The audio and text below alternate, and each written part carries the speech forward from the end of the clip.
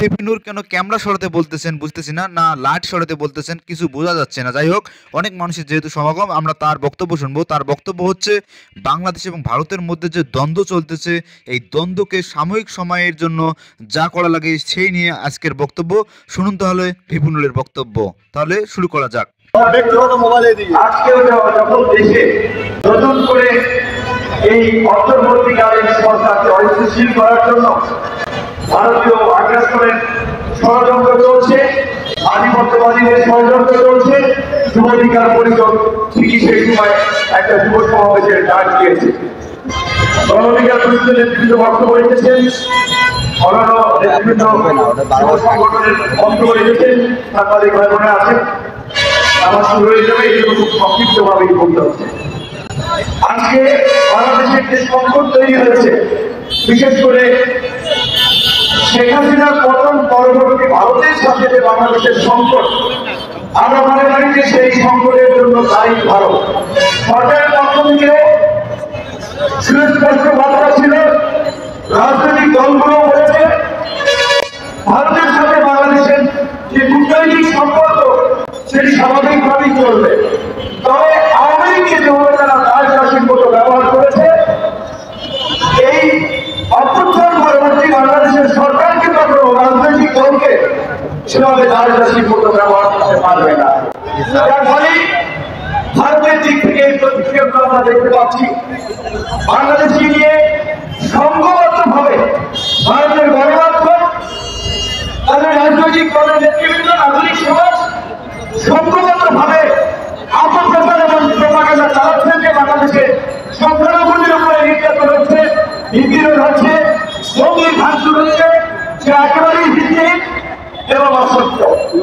আমরা ভারত সহ সমস্ত বিদেশি গণমাধ্যমকে আমন্ত্রণ জানাবো, আপনারা বাংলাদেশে এসে বাংলাদেশের গ্রামগঞ্জে ঘুরে দেখুন কোথায় হিন্দুদের উপরে আক্রমণ হয়েছে, কোথায় মন্দিরে আক্রমণ হয়েছে। এই দুটি ঘটনা ঘটেছে, এগুলো রাজনৈতিক ঘটনা।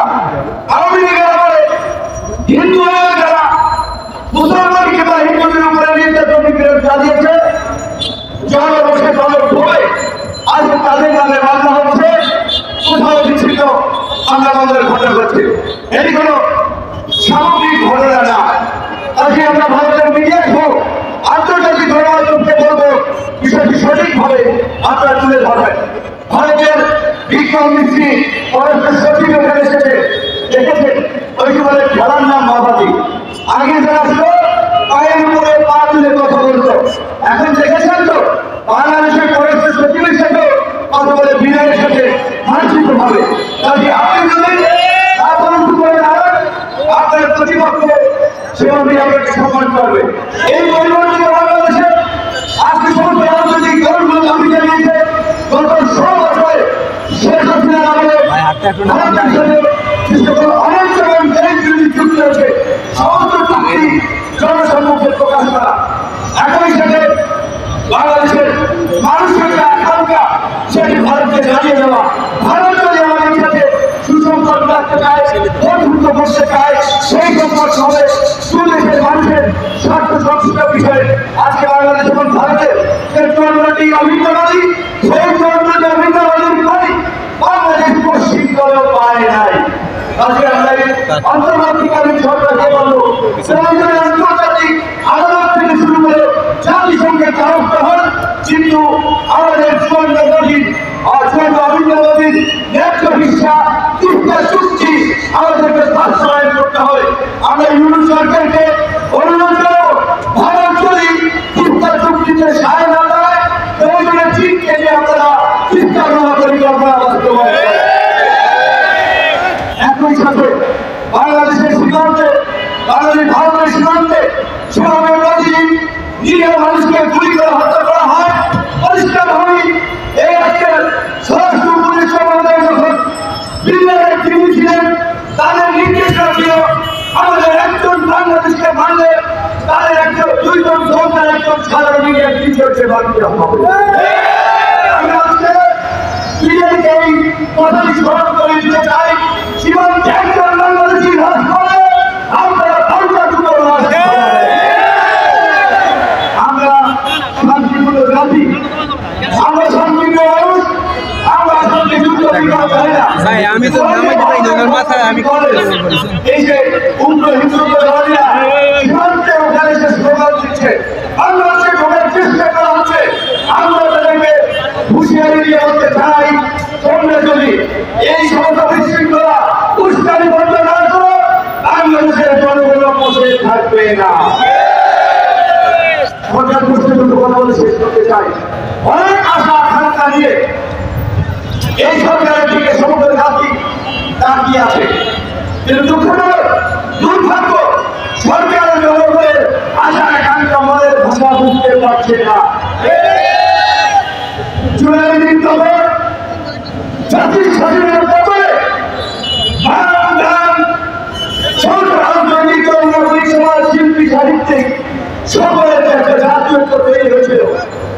সকলের প্রত্যাশা ছিল এই বাংলাদেশকে পুনর্গঠন করার জন্য, হাসিনার পতন পরবর্তী নতুন বাংলাদেশ বিনির্মাণ করার জন্য আন্দোলনের অংশীদারদেরকে নিয়ে জাতীয় সরকার গঠন করা হবে, রাষ্ট্র সংস্কার করা হবে।